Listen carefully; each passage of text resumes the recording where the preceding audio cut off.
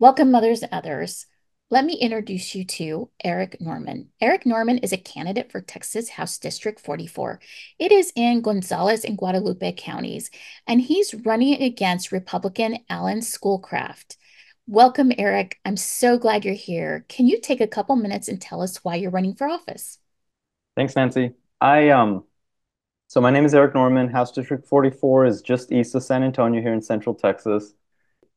I was motivated to run because we live in a very red area, and I was sick and tired of our values being totally trampled on.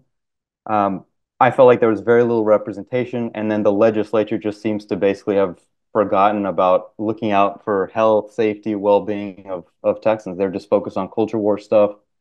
And in the meantime, people are really suffering and they're really not doing anything to help that. Wonderful, Eric. So thank you so much for running for office. That is fantastic. I'm so glad that you're stepping up. So tell us a little bit more about your district. What are the top three most important issues for your district right now?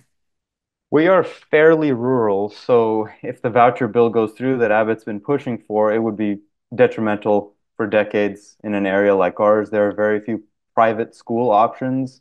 So in the vast majority of the district, it would only be negatives.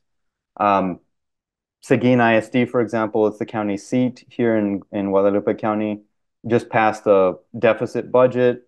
So the district already is in a bad place, like they are in many other parts of the state. And vouchers would be terrible. So supporting public education is number one right now. Number two would probably be pushing for Medicaid expansion. In my work with some of the things that I do in the community, which include LULAC, League of United Latin American Citizens. I'm the co-founder of a bicycle nonprofit that puts bikes in people's hands who need them.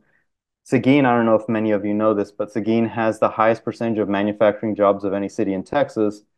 And as you can imagine, not great wages. And so a lot of people struggle to get to work. Um, and then something like a healthcare related issue or an accident at work happens, and then these people end up losing some time off work. They're living paycheck to paycheck. So next thing you know, they can't make rent. And then they and their families are homeless. And then I'm seeing them at the food bank. And so seeing that was just incredibly frustrating. So that's probably number two. And then number three would probably be kind of a myriad of things, but mostly centered around pro consumer initiatives, driving down the cost of living, fighting corporate greed and pricing, affordable housing, expanding the social safety net, things like that, to make sure that people aren't falling through the cracks. Because like I say, I've met too many people. I volunteer on Mondays at our food bank, so this morning I was there, and the amount of people that we've come in, that we see coming in that have, one thing happens, whether it's an injury or a healthcare crisis that falls onto, housing crisis, which falls on, then they're living out of their car. And we're kind of underinvesting in ways to support them before it gets to the point where, they are homeless.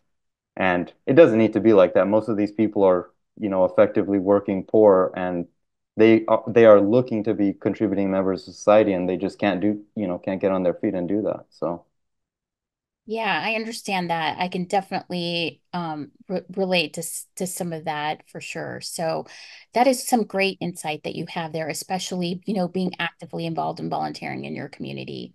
So tell me, Eric, like where can we find you and how best can we support you right now while you're running for office?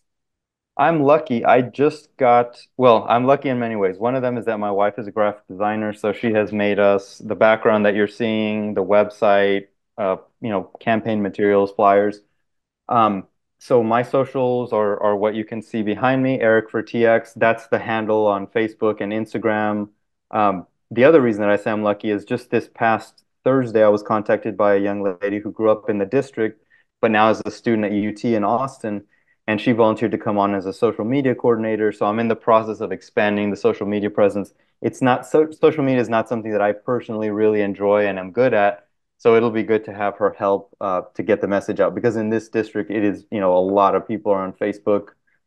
So there should be some help with that. So again, my website is ericfortx.com, and that's the handle on all the social media.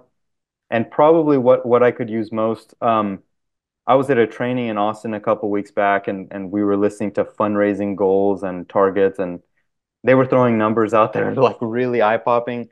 For our campaign, we could use some help with money. Energy is probably more valuable to us because my competitor and in the runoff, the Republican side had like $4 million in the race. I've raised probably close to $20,000. So it's not going to be an issue of, matching them on funding, but I could use people who are going to block walk and text bank and things like that. I believe because of the way Abbott has overplayed his cards and the fact that his chosen candidate, Alan Schoolcraft, is is anti-public education. I think public education is our biggest winning bridge, and so getting people out and getting that message in front of people so they understand what is at stake with the vouchers. I think unfortunately people maybe have heard a little bit about what vouchers are, but they don't really understand them. And there's a lot of evidence that we can get from other states and even other countries that have rolled out voucher programs. And so I think people would be really shocked to know, how costly it is, the negative effects for public schools, and then all the other services that have to get cut as these programs get larger and larger and more expensive. Great. Well, thank you so much, Eric. I look forward to seeing you again on the campaign trail. Thank you. Yeah, good to see you, Nathan.